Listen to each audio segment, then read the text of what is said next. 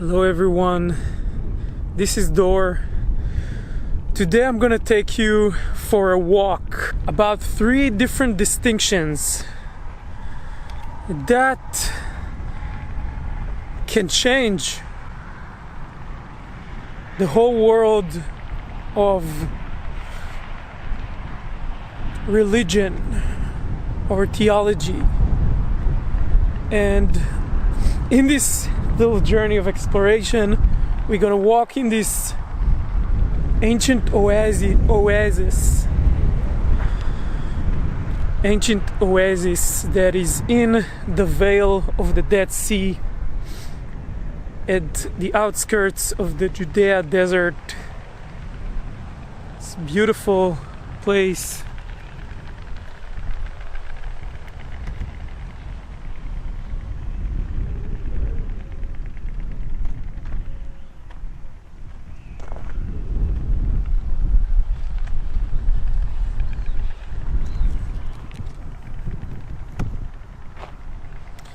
And if you can already imagine walking here at ancient time, maybe living in this little hut, then you can imagine some assumptions that you might have as someone at that time. So a few of these assumptions are: there is right and wrong, there is in good and bad. If you go to Genesis, and I think in the first chapter already, it says וראה אלוהים כי טוב, and then God will see this is good. So it's very basic to us even today to think there is good and there is bad. Even saying that is like, what is this guy wants from me? It's like, of course there is good and bad. But if you really ask yourself what is good and bad, so if you're in modern culture or in ancient time, if there's good and bad, there's right and wrong, there is just and there is evil, there is positive and there is negative, there is basically there's gonna be someone that is gonna tell you if something is positive or negative, if something is good or bad. So it starts with God, if you read the Bible, or someone that represents him, and he's gonna tell you if something is good or bad, is right or wrong, and if you should do it or you shouldn't do it. And if it's today, it might be even politicians or scientists that tell you something is positive and something is negative, and that's how they conclude things. But if you really look at it, what is bad or good, it's basically a judgment on something. So I decide, for example, today I had a great day, I had a good day. Today I had a bad day. It's my judgment on the day, if it was good or bad. If tomorrow someone is gonna tell me that yesterday I didn't know, but I won the lottery, I would look back at it and think, wow, that was a great day. That is the day that I like scratched the lucky card but I didn't know about it. I mean, there is a judgment here. This second I can decide, it's a great day here. Wow, look at this beautiful view. Or it's a bad day, it's cold, it's raining. So basically I can decide what is good or bad. It's just judgment. It's just coming from your intellect. Your intellect likes to judge, decide, because that's what helps us survive. We could distinguish between the mud pit that if we fall into, it's a sinking hole and we're gonna drown. Between that and a mud that is very healthy for us, like the Dead Sea mud, for example. So survival help us distinguish like this is dangerous, so our mind can divide stuff. So that's how our mind works. But the first distinction that would change everything, if we consider to not have good or bad, we don't judge. I mean, we can use it for survival needs for the mind, but not for our life. Like what is our life about? Let's call it spirituality. If we take out from spirituality good and bad, there is no judgment who can tell us something is good or bad. I'm going to film this a bit more.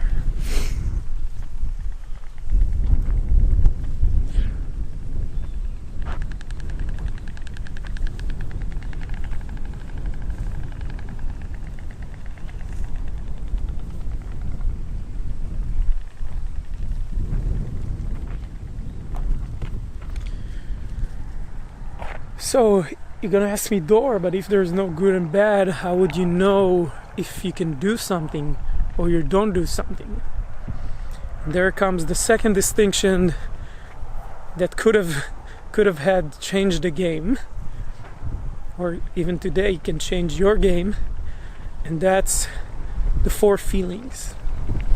Okay, so instead, what do I judge with my intellect if something is good or bad? I can sense what I feel about it. For example, I feel sad that during this video my necklace was upside down. Now it's straight. I feel 20% fear that I left my car back there and someone can steal my shit. I feel 30% angry that I didn't took a walk around this place and discover this beauty just before. It's actually not 30%, it's probably 5%. I feel happy. I feel happy for being here and walking around this place.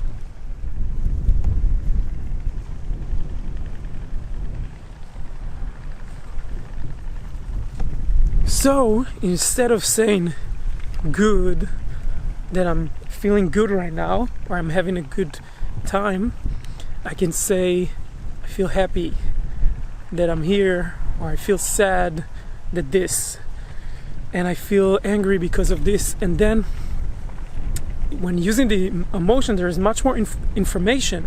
There's no judgment, but there's actually something that is happening, and you can use those feelings and emotion to do stuff that you probably would use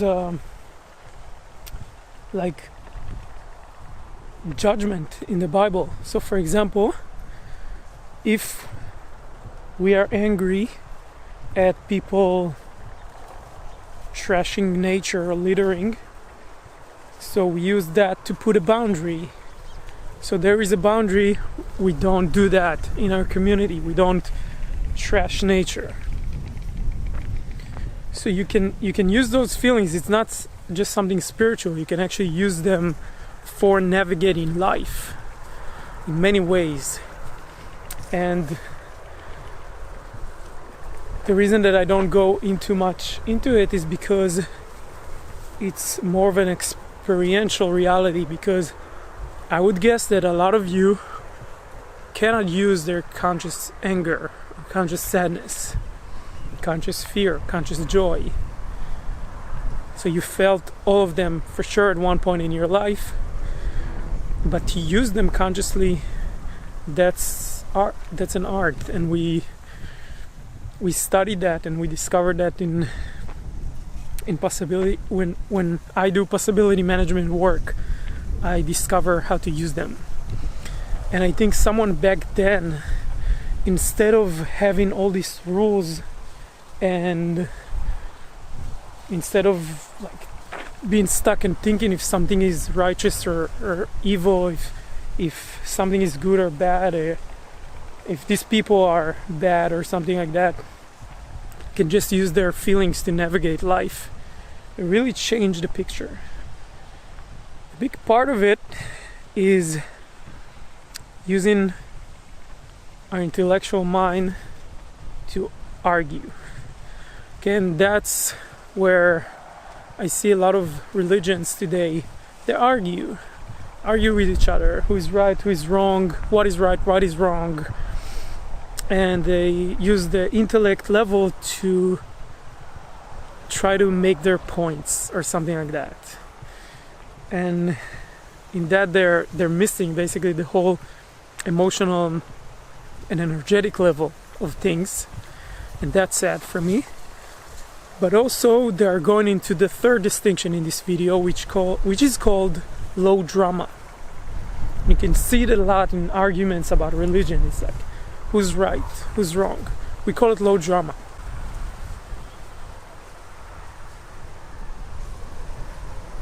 Because in every low drama there is 3 roles. You can watch more of I have a full video on that, but I'm just gonna shortly talk about that. There's someone that is a victim, poor me, someone that is a prosecutor, you're wrong, I get rid of you, and someone that is a rescuer, don't worry, I do it for you. For example, that Christians or Jews or Muslims say your religion is wrong, you shouldn't do that. That's being a prosecutor. When they're saying we are the only one that are right, they're being victims. Because why do you need to say that? Why do you need to say that you're right? Only someone that feels that there is someone is blaming him, they need to protect their position or something like that. So there's victimhood. I want you to see where I'm going here, where I'm walking.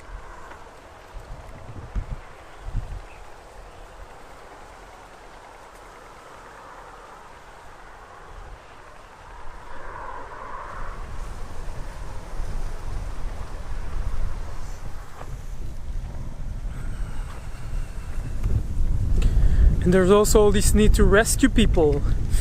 Like my religion is rescuing people from having their problems. So imagine the whole scenery here. Imagine living in this beautiful place, and then you have nature, everything is natural. It's not like today where there is plastic in the water and plastic everywhere and chemicals and pollution. Imagine that you're walking in this beautiful oasis, and then someone come and start to tell you should do things like this, you shouldn't do things like this, this is evil, this is just, and then they fight, they have a holy war, and then they become victims and they need to justify themselves, and then someone try to rescue you, like, I'm gonna rescue you from whatever you think, and I'm gonna convert you into something that you're not, or I don't know, like this whole low drama is playing out. So imagine how life could have been without that, without the low drama, without good and bad. And the last distinction is belief. So in this case, I'm not talking about good or bad. What is belief basically? If someone told me, if you take a second right over there, you get to Ashkelon. So let's say I asked someone, excuse me, how do I get to Ashkelon? And that person told me, you take the second right. In that moment, I needed to believe. I believe you. Okay, I believe you, I'll go there. So if I believe him, what it basically means that I trust him. So belief can say trust, like I trust in that person, or I trust that what he told me is true, he doesn't have a reason to lie.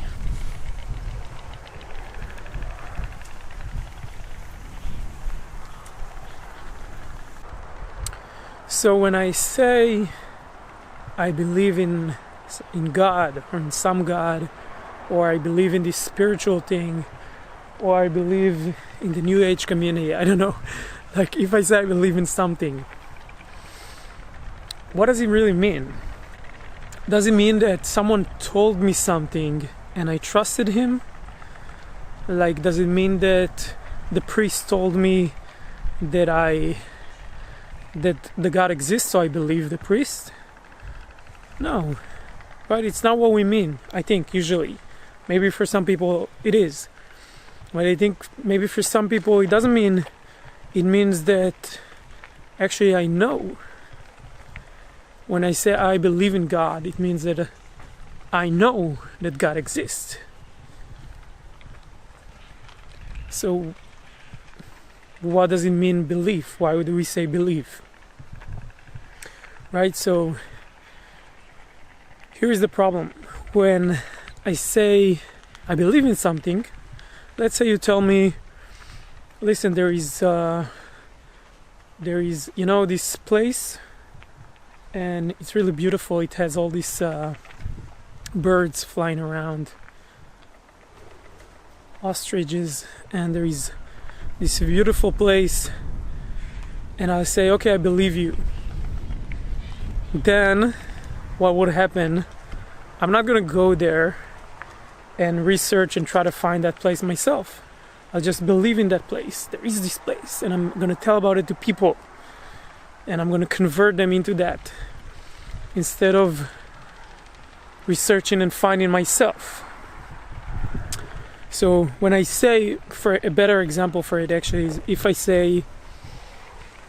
I believe someone to tell me something, instead of having the journey of exploring it myself and saying I don't know, but I'm gonna explore that, and then I'm trying and I'm exploring different things, and I fail, and then I get it, and then all these problems come up, and there's all this journey, and I'm discovering there's this adventure. Then I finding out for myself, and I get this huge ecstasy from finding out for myself. Amazing. What a journey. What a beautiful thing to say I don't know. To say I don't know, and I'm gonna go explore something. So imagine people back then, or even today, wouldn't say I believe in God or something like that. They would say I don't know, and I'm researching. Or you know what? I know because I felt it. I felt it in all my bodies. I just know it. I have no words even to explain it to you. I just know. And then if you need to use the word belief for something, you can say like, I believe you for now. I don't keep this belief stuck in my head and make it a concrete opinion and make it like a whole life thing and fight for it and fight for my life and die for it. I can just say, yeah, I believe you for now. It's like almost saying I trust you. So I imagine now walking here in this magical place. Everything has its magic. Like even those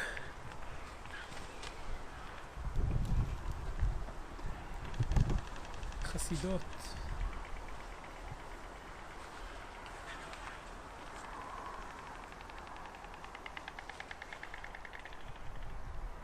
And the Dead Sea over the hill there. You can see the Jordan light sparkling.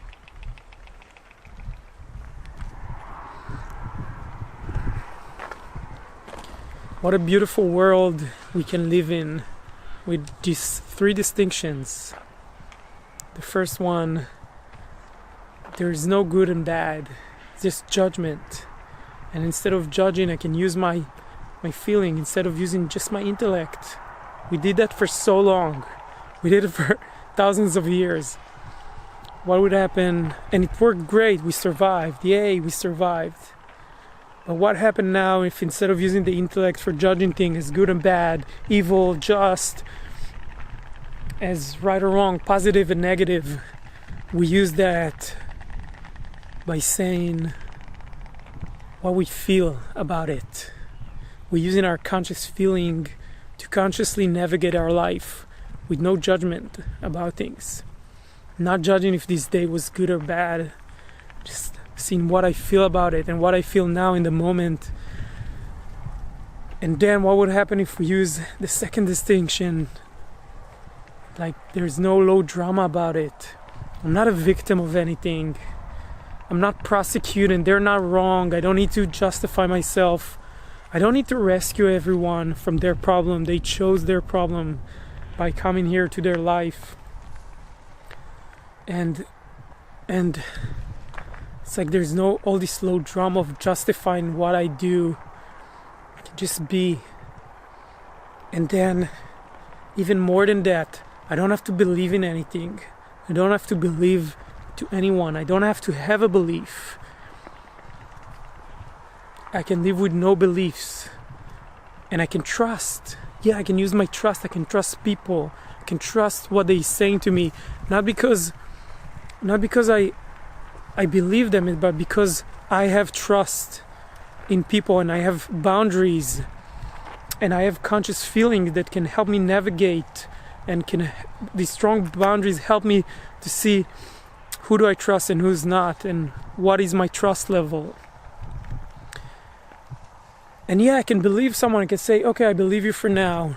It's okay. It's not about the words. It's about really, do I know or I don't know? And if I don't know, I can explore, and we can all be explorers. Explore life. I wanna imagine living like that in a beautiful world. Thank you for watching this video. Please don't forget to like or share or something like that, just to keep it rolling. Until next time, bye.